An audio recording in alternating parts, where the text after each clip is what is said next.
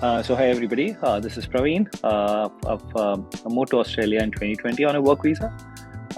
Since then, we first arrived in Melbourne and then slowly shifted towards north of Australia, where mostly everybody likes this place because it's similar to what Hyderabad climate is.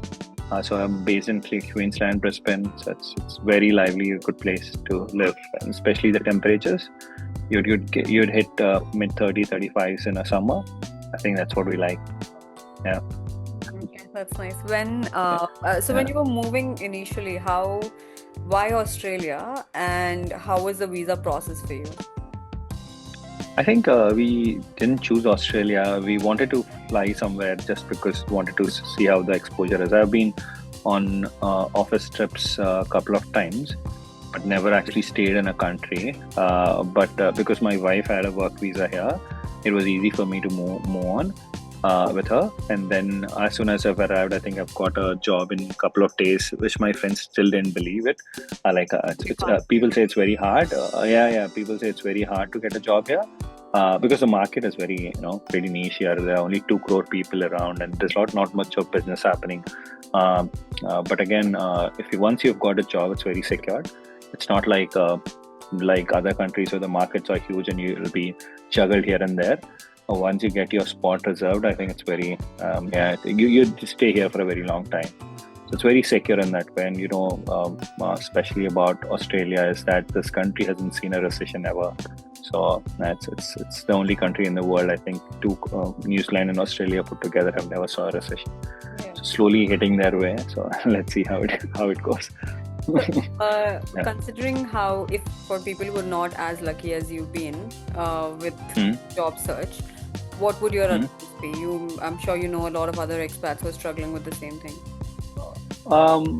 Get on a student visa. I think that's how you enter to a country. Work visa is very difficult, and if your employer sponsors you, well and good, right? You'd get a visa and you come here.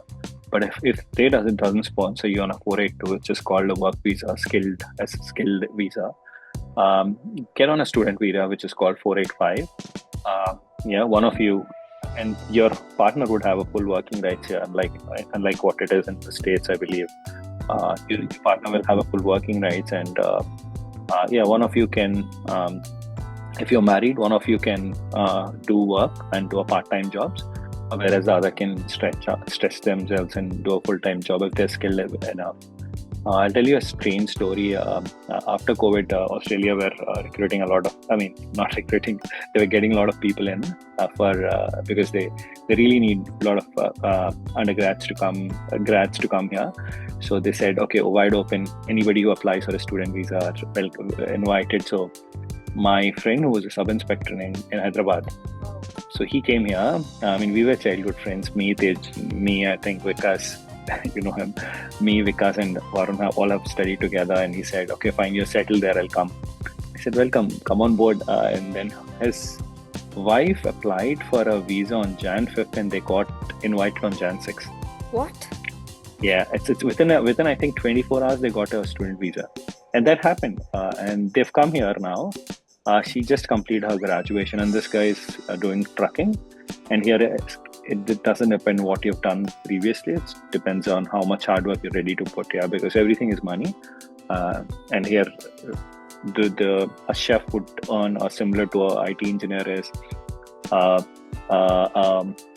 let's say a workforce in a construction company will definitely earn more than me, and they have much more self-respect. That it doesn't mean that I don't have, but they are looked up to because their jobs are really difficult here, right? Yeah. So everybody are paid good, if you see, in terms of, and everybody is equal. It's good in that way as well. Yeah. So he came here, and he's got a very good job, and his wife is now taking up baby steps into civil engineering, and she's also trying to get a job. I think she should be settled as well within a couple of months, and they're a happy family. Wow. So this was a couple of years back, I think. They were here, and they stayed in our house as well. First, it's very difficult.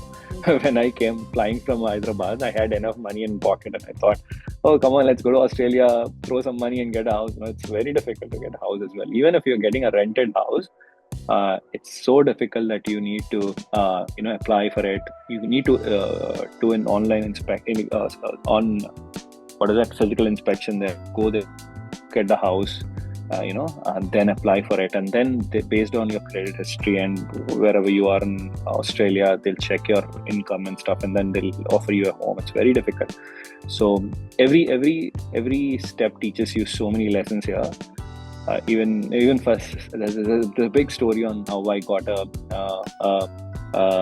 driver license as well. In India, how easy it is to get a driver license, but it's a whole lot. Everybody has a story to tell about driver license. The teachers you a lot, especially. First 4 years I was 3 years I was very lenient. I did have an Indian license, and they were okay with me to drive in and around Australia. The rules are different. After COVID, they have the rules were little slightly not so strict, I would say. But before COVID, it was 6 months if you are flying abroad and flying from abroad and you're on an international license. But they have now again made it. If you are on a permanent residency, within 6 months you need to make sure you get an Australian license. So the first time when I went to apply for a driving license, a small child, she was 18, 19 years old, I'd say, 18 years old, and she was jumping out of joy, happy tears, and she was saying, "Oh, I got a license and all." I was like, "What's happening here? For a license, you would not do that." Then what happened? I just casually went and gave a driving license test, and I failed. Wow. And they took my licenses, and they took my Indian license and said, "You're not allowed to drive in Australia." Like, what? So all of this happened, and then I went to the car to just unlock it, and so that I can drive back home. They said, "You're not allowed, mate. You're not allowed to drive in Australia." They're like, "Okay, how would the car go back again?" Then they said, "Call one of your friends and he'd take it back." Then so after 1 month, I gave a test again. And this time I was very careful. I went to the classes. It's very difficult because you need to do a shoulder check, which we don't do in India. In India, our brain is, we know which person comes. Here it's like... In India, we're prepared that anybody can come from anywhere. So you have to drive like anywhere, that. And we're very cautious there. Here it's a straight line drive, take a left, and the mind works in a different way. In India, we're very alert here, right? Yeah, there are a lot of casual drivers, I'd say. Yeah. But so I've given a test, and I was so nervous because he asked me to put a right indicator. I didn't turn on the engine. I was putting a right indicator. At that time. Then okay, fine. I cleared my test, and then when he said you passed, because I did few mistakes as well. I said passed. I was like, I remember that girl. I wanted to jump like her because my age is 30 and above. I said, nah, I'm not doing it. So yeah, like some happy tears there. So it teaches you a lot. So even when we applied for a PR, I think this country tests you in a lot of. You need to have a lot of temperament. You're very skilled. You should remember that. If you stay in this country, you're very, very skilled. It's not that they'll let you in just because you're here and earning something by some ways. You have to be skilled in whatever you do, or else it's very hard to. People say it's easy to get a PR. I don't agree with anybody who said PR, because me and my wife both are working professionals. We've been made, and we have very high income. So, and still we've made they made us wait for 2 years, I think, to get a PR. And then we had to buy a house. So it was a long journey. It was like a 3-year journey for a permanent residency, but we were very fortunate that I always wanted to come back to India. First a couple of years, and then it's like what happens is you see this life where you can drop your kids in with 1 kilometer proximity and you can bring them back. And again, even if you're working in India, you tend to travel a lot, and they send you to Bangalore. Now Australia is so close that it's a 14-hour flight if you want to go to Hyderabad, and next day you appear. If you have a permanent residence, there are the perks as well. It's similar to staying in Bangalore if you really want to go visit your parents. Considering the traffic time and everything. Everything is the same.